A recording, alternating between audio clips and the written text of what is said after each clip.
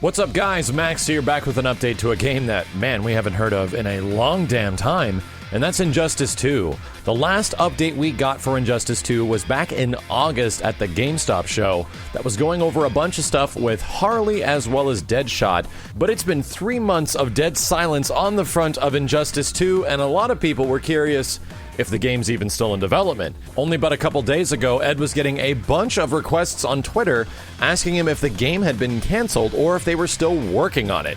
And he had to reassure people that yes, Injustice 2 is actively still in development and talking about a bunch of brand new characters that will be showing up.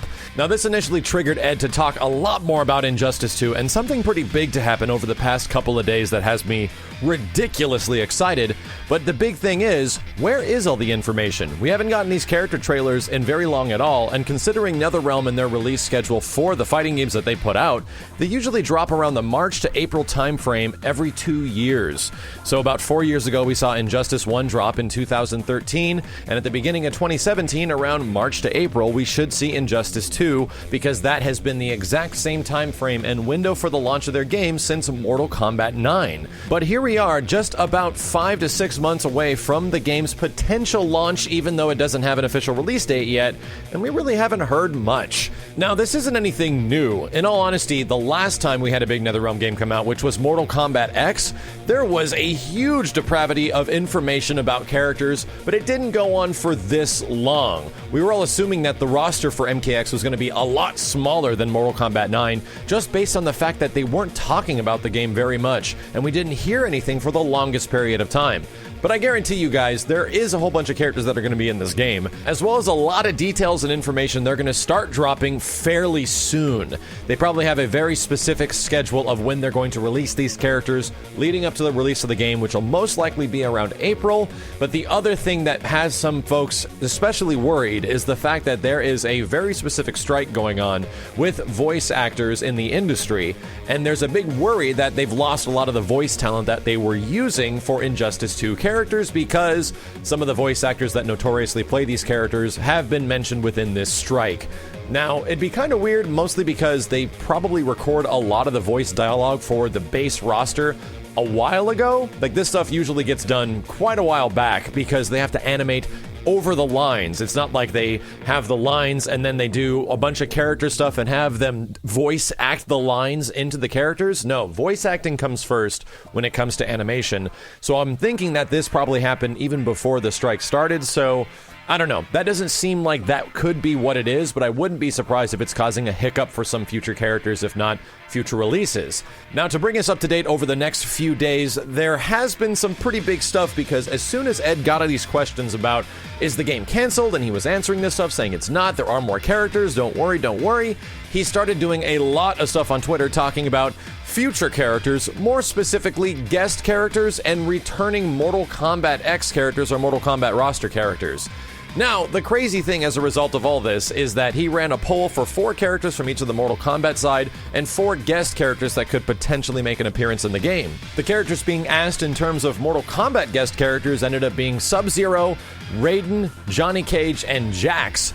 And on that one, SubZero took it rather convincingly at like 52%, while Raiden and Johnny Cage dropped down to about 20 and 5% for Jax. The other one, which is a big one and possibly has me the most excited for this game in general, especially considering I don't have a main in Injustice 2 right now, there's not one character that has me super amped, is that he asked for non-Mortal Kombat guest characters for Injustice 2 between Buffy, Terminator, Hellboy, and Spawn. And as we all know already, between nearly 30,000 votes, which had almost 10,000 more votes than the Mortal Kombat question, did round out to be 45% for Spawn, 21% for Hellboy, and 15 and 19 for Terminator and Buffy. So, right now, based on the audience's feedback, there is a big request for SubZero to be the Mortal Kombat guest character in Injustice 2, which I wouldn't be surprised if that happens. They did talk before how Scorpion was the best-selling DLC character for the initial Injustice pack, how it was like the most popular by far. So of course they're going to do something like that again. And then for Mortal Kombat X, they had repeatedly gone on reports saying that the DLC characters released for the game between Combat Pack 1 and 2, Alien and Predator by far were the most popular and the ones that sold the most as well.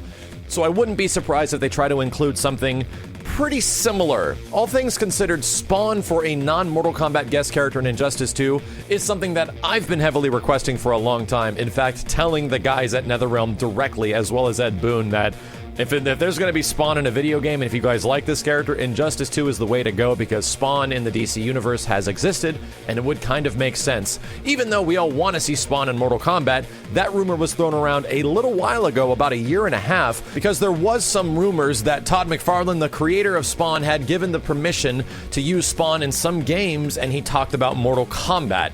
Now, the nice thing about Spawn is that Todd McFarlane completely owns this character. That was the result of Image Comics and how they work. He doesn't have to go to Image, he just has to say yes or no if he wants Spawn to be in the game, and he seems to have been pretty open about it. All things considered, this is not a confirmation of Spawn or SubZero showing up in the game, but this is the most news we've heard about Injustice 2 in about 3 months now, and this stuff is getting pretty exciting. I've talked about several things where Ed has mentioned characters showing up in Mortal Kombat X in the past between Alien and Predator, and that ended up being completely correct. He talked about Leatherface a whole bunch on Twitter.